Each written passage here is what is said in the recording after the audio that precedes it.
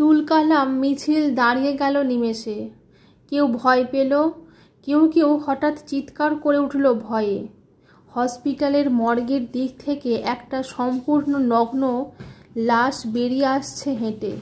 দেহে নানান ক্ষত, চোখ দুটোই রক্ত জমে যেন হয়ে উঠেছে সূর্য, হাতে একটা কাটারি। মিছিল দাঁড়িয়ে গেল, মিডিয়া গেল থেমে, সবাই নিষ্পলক বিহল। মুখটা খুব চেনা, হয়তো এই মুখের জন্যই আজকের দেশজোড়া মানুষ রাস্তায়। সুবিচার কি হবে? মেয়েটি হেঁটে চলেছে, মুখে অদ্ভুত একটা হাসি, যেন সেই রাতের সম্পূর্ণটা ফিরিয়ে দেওয়ার উপায় সে পেয়ে গেছে। তার বীভৎস ক্ষত থেকে তখনও রক্ত ঝরছে। সে এগিয়ে গেল। ভিড়ের থেকে একটা ভীষণ বয়স্ক মহিলা কাঁপা কণ্ঠে ডেকে উঠল হঠাৎ, তুই তুই বেঁচে আছিস মা? তোকে না মেরে ফেলেছে ওই শয়তান? কোথায় যাচ্ছিস এত রাতে?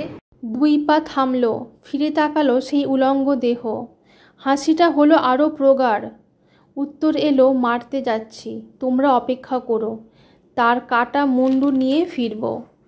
সাথে সাথে উঠল শঙ্খধ্বনি, উলু। রাত তখন গর্জনে মগ্ন।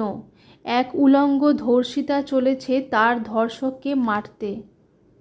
মৃত নয়, তিলোত্তমাদের মৃত্যু নেই। রক্ষকই যখন ভক্ষক, তখন একটা দুটো মুন্ডু নিয়ে ফিরতে হবে নিজেকেই। এরা মনে থাকুক আরও অনেকের শিরদাঁড়া কাঁপিয়ে দেবার খাতিরে।